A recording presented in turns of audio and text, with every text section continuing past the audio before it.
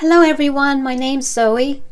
I'm sure you have come here for some juicy mother-in-law stories, and I sort of have one for you.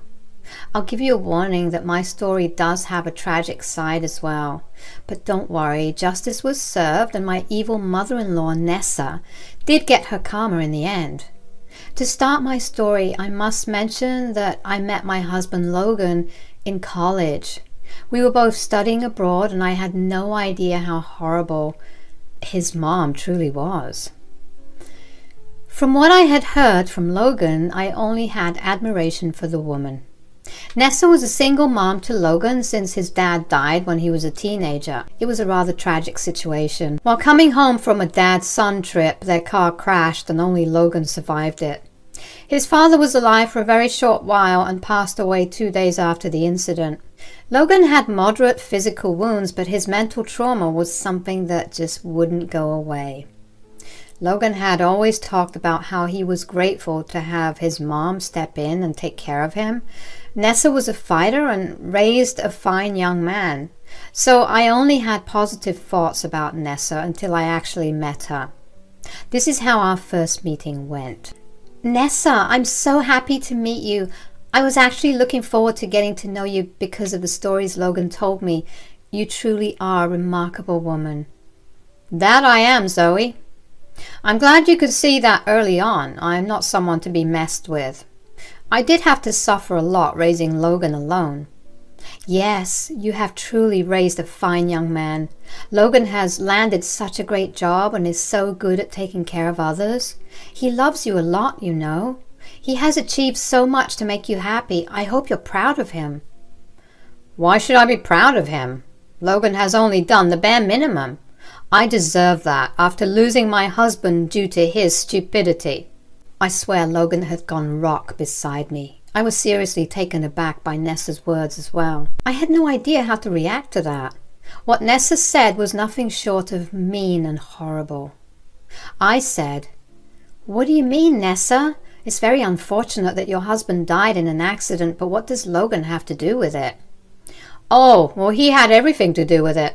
If Logan had not insisted on leaving me alone and going on a dad-son trip, my husband would still be alive. It is because of him that I lost my dear husband. Am I right, Logan?"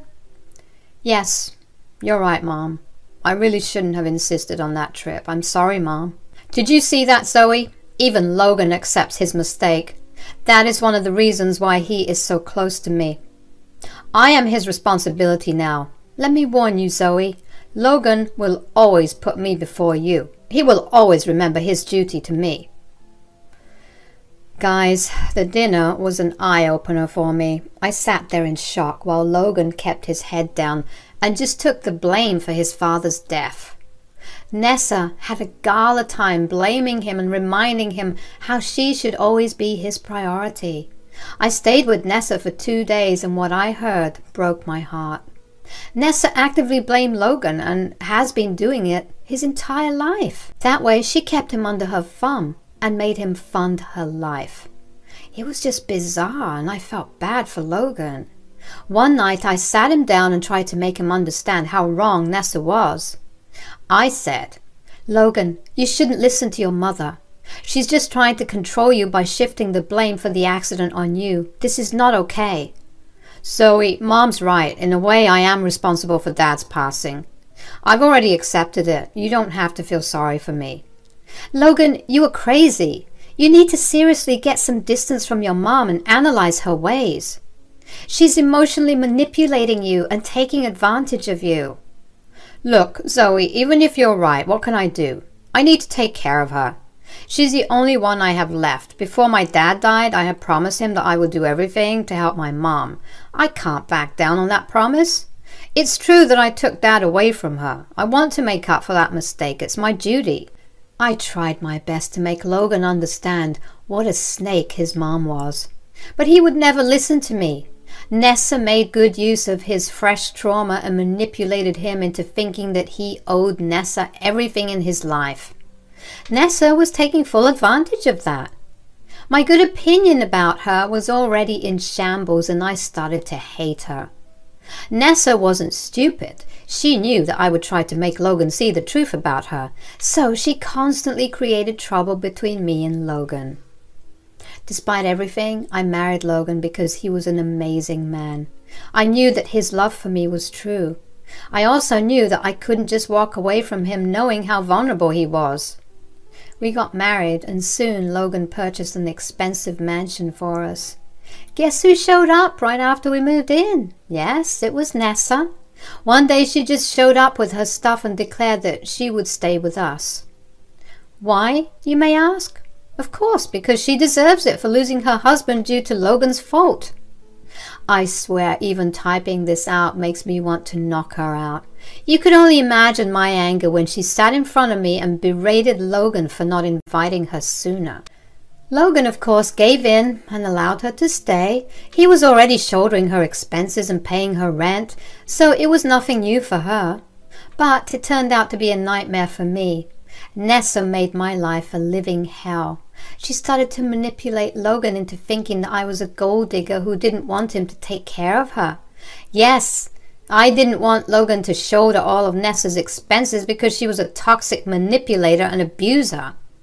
I don't know why she thought I was a gold digger because I contributed to the household and had a job, albeit not as good as Logan. Anyway, after a year of fights and screaming matches, I have had enough and left the house. I moved into a friend's empty apartment and gave Logan an ultimatum. I said, "Listen to me, Logan. I can't live with your mom like this. We have been taking all her responsibilities, and she is still running around abusing us. Hell, she had moved on to trying to break us up. I can't take this anymore. You refuse to punish her or do anything about this situation." "Zoe, what can I do? You know I can't speak against my mom. I'm the reason she's alone and without a partner. I don't have the place to tell her off. I'm so sorry, Zoe. I want to support you, but I don't know how." "Listen to me, Logan. You have to see past your mom's manipulating tactics and take a stand for us. This can't continue. I won't go back to that house while she's there. If you think you can't do anything, then it's best we get a divorce." I was honestly tired of Nessa and at the end of my wits, so it was natural for me to consider divorce. I didn't want to be with someone who wouldn't stand up for me. But Logan wasn't willing to let me go.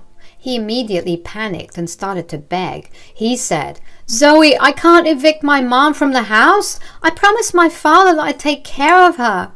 I won't be able to make her homeless or kick her out. But I will buy a new house, Zoe. I'll sell whatever I own and buy a house for you." "No, I don't think that would be a good idea. As much as I want to get away from your mother, I also don't want to financially cripple you." "Fine then, you can. I'll pay the down payment and take a mortgage. I promise I'll get you away from my mother. If I leave her the house, she will at least create less problems in our life. I'll slowly cut her off, Zoe. I promise you that I will make sure you never face this situation again." Logan literally begged me to give him a chance. I won't lie to you guys, but I did feel hesitant to accept his request. I did love him a lot, but I was doubtful that his mom would leave us alone. However, after a lot of careful consideration, I decided to give him a chance. But things would be different for us. It was hard to start a new life with Logan. Nessa threw a fit when he talked about moving out. Thankfully, Logan pacified her by saying that the house would be hers and she wouldn't have to leave her favorite place. Also, Logan promised to send her an allowance every month so that she wouldn't have to fend for herself. While this was going on, I continued to stay apart from my husband. I wanted to see his resolve and only waited till he had purchased a house and started the mortgage payments. He was the one who set everything up, so I knew he was serious. 2 months after the house purchase, I moved back in with Logan.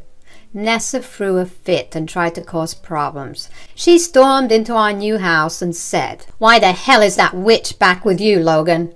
I thought we had gotten rid of her for good. You don't need a gold digger in your life like that. Look at this, Logan. She even made you buy a new house." "Mom, you have no right to say what I do with my own marriage. You wanted Zoe gone, but I didn't.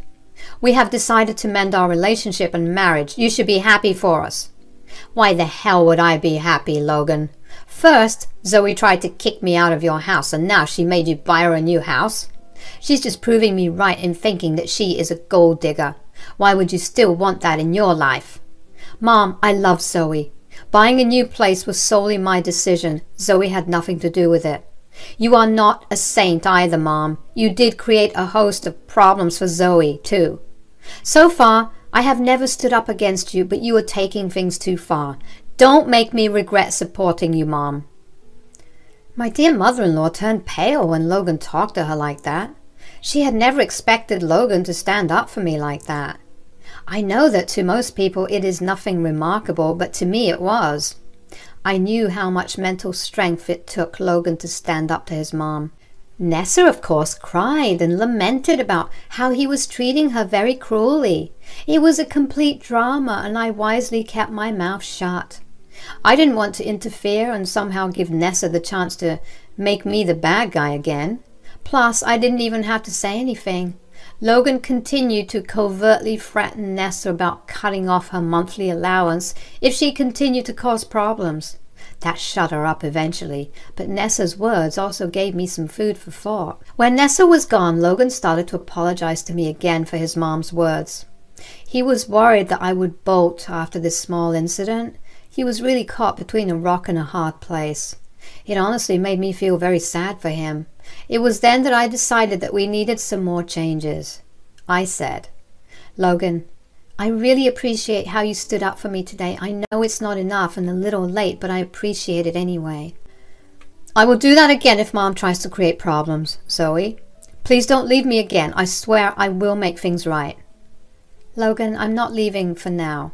But we would need a little more change after today's incident. It has got me thinking about certain stuff and what more needs to be done. Logan immediately jumped to hear my suggestions. It warmed my heart to know that he was willing to do what it takes to make us happy. That's how I got the confidence to proceed with my suggestions. I said, first of all, I think we need to see a therapist. We need both individual therapy and couples therapy. It will help us fix our relationship better and make you unlearn that shit that Nessa has been teaching you since your childhood. Absolutely, Zoe. I've been thinking about the same thing. It's difficult for me to stand up to my mom due to my childhood. Mom really made sure I always felt guilty about standing up to her. Only therapy can help me in this regard. What else do you have in mind? I would like to start paying the mortgage on this house. What? No. I decided to buy a new house. I need to prove to you that I am committed to us, Zoe. You already proved to me that you are committed to making this marriage work. But I need the world to know that I am not a gold digger. For that, I need to have an equal contribution to this house. You already made the down payment, so I will take over the mortgage payment. Eventually, we will put both our names on this house. Logan did protest a lot when I suggested this. He was adamant that he would pay for the whole house. Hell, he even suggested I put my name on the deed without paying anything. But I strongly disagreed with that. I knew that if I had taken up his offer, his mother would be proven right. She would have convinced everyone that I am after Logan's money, which I am definitely not. The best course of action was for me to pay the mortgage and eventually have my name added to the house. After a lot of discussion, I convinced Logan to do what I had planned. From the next month onward, I started the mortgage payments on the house. 2 years passed and things were great between me and Logan. In our new house, we were able to have a happy married life away from Nessa. She did try to meddle and cause problems, but Logan put her back in her place every time. Therapy helped a lot, and Logan was able to let go of the guilt that his mother had instilled in him. The two of us were very happy, and Nessa was a distant problem from our past. But everything came crashing down when Logan was diagnosed with a rare disease. The diagnosis came late, and there was very little we could do to help him. He was given 4 months to live. It is difficult for me to describe what the diagnosis did to me. It is even more difficult to explain my mental condition when he passed away just 3 months into the diagnosis. What I can say is that I was able to make the most of what little time I had left with Logan. Thankfully, Nessa didn't interfere much, or rather Logan didn't allow her to. But when he was gone, Nessa didn't stop the venom spilling out. Just 2 days after Logan's death, she strolled into my house like she owned it. I was angry and said, "What the hell are you doing here, Nessa? I told you to stay away." "Why would I listen to you, Zoe? This house will soon be mine anyway. I've just come to see it before I take full ownership of the place." "You are freaking crazy, Nessa. This house is mine. There is no way in hell that I would let you take it from me." "Oh, darling, this house was Logan's till he died. I know that you guys never ended up adding your name to the deed. Before he died, Logan had promised me that I would receive this house in his will." Nessa's words made me panic instantly. She was right about the house. As the years passed, we didn't have the chance to put my name on the deed. It was actually still completely in Logan's name. Now, Nessa was saying that Logan had promised her the house. I had a hard time believing that Logan had betrayed me so cruelly, but until the will was read, there was no way to tell. On the day of Logan's funeral, things were tense between me and Nessa. We were both pretty sad, although Nessa made a big show of crying every time someone came near her. How did I know? Well, she actually smirked at me when people left me to comfort her. It was starting to get on my nerves, especially because I really wanted to grieve my late husband in peace. I didn't want to make that day about me, so I kept my mouth shut and avoided any confrontations. The real drama started when me and Nessa were called by Logan's lawyer to read the will. When the will was finally read, I discovered to my great horror that Logan had indeed named Nessa as the new owner of the new house. I was honestly in shock while Nessa laughed in my face and kept saying how Logan would always put her above me. The lawyer sort of gave her the stink eye to keep her quiet while he read the next part of the will. While I couldn't understand why Logan would give Nessa a house that I was paying for, the lawyer read the rest of Logan's will. Nessa didn't pay attention to it because she was busy laughing at me, but I knew what my dear husband had done when the entire will was read. I smiled a little at Nessa when the lawyer said, "So, as you can see, the smaller house that was purchased recently will go to Mrs. Nessa here." Oh God, my son does love me a lot, doesn't he? He left me 2 freaking houses while his gold digger wife didn't get anything. I'm not sure you understand the will correctly, Mom. Maybe instead of laughing at your daughter-in-law, you should have paid more attention to the last part of the will. What? What are you talking about? Well, let me put these simple words for you, Mom. The bigger house that you're living in right now is going to Zoe, and the smaller house with an active mortgage is going to you. This means you will have to empty your existing place and take on the mortgage at the smaller house. Nessa's face completely changed when she realized what Logan had done. Her precious son hadn't left her everything in his will. Instead, he had left her a small house with an outstanding mortgage that she would have to shoulder. I, his wife, ended up inheriting the bigger house from which Nessa had forcefully made me move. It was the last bit of revenge that my dear husband took on my behalf. Nessa was in complete shock. She couldn't believe what she was hearing. She said, "Excuse me? What are you even talking about? That can't be true. My son would never do that to me. You are lying. This is some sort of a scheme against me." "You are accusing me of being unprofessional, Mom? That is a serious allegation that I won't entertain. I will provide you with a copy of the will so that you can cross-check the facts." "Oh, hell yes. I'm going to take a copy and see for myself." The lawyer looked pretty ticked off as he handed us both the will. True to his words, the will stated what the lawyer had already told us. My husband hadn't betrayed me. He actually screwed Nessa over as a last act of revenge. I knew he did it for both me and him. He was finally able to teach Nessa a lesson. Seeing Nessa's face, I could tell that she wasn't pleased. She started to cry and yell at both me and the lawyer. It was just bizarre the way she was behaving. Even the lawyer looked like he was at the end of his wits. Nessa kept saying, "This is bullshit. This can't happen. Someone has sabotaged this will." "This will is 100% genuine, Mom. Mr. Logan had himself drawn it up a month before he died. And this will is rock solid. I will contest this will. I won't let Zoe take what's rightfully mine. I will sue you, Zoe." "Go right ahead, Nessa. Your son has made sure that the will is ironclad. You can't do anything about it. If you want to contest, you will have to use your own money. By the way, I hope you realize your allowance will stop from next month." Nessa looked at me in panic when I said that. She hadn't thought about that either.